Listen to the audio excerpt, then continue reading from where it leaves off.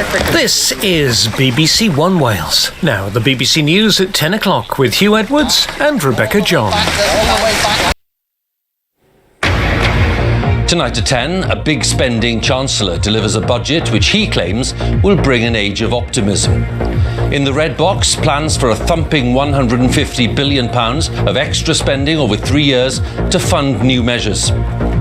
Fuel duty cut, air passenger duty cut, alcohol duty cut, the biggest cut to business rates in 30 years.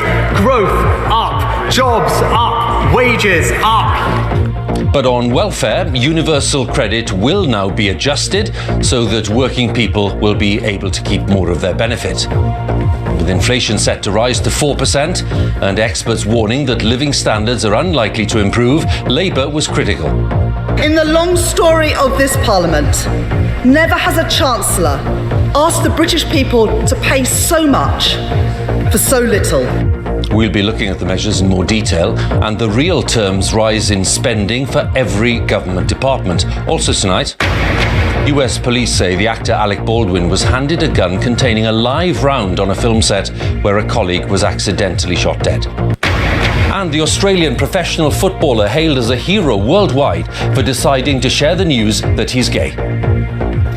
Later in the hour, we'll have Sports Day on the BBC News channel with all the latest reports, results, interviews and features from the BBC Sports Centre. In Wales today, food for thought, reaction from households and businesses after the Chancellor serves up his budget. And a statue of the Victorian explorer H.M. Stanley will stay in Denbigh after a vote.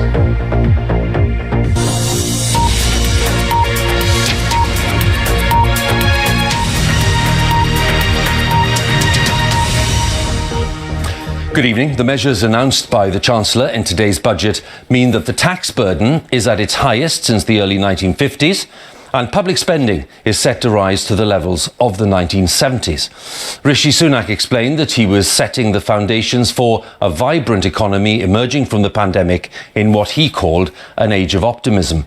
Well, on those big forecasts, inflation is likely to rise above 4% next year, but the government's own budget watchdog suggests it could be higher than that.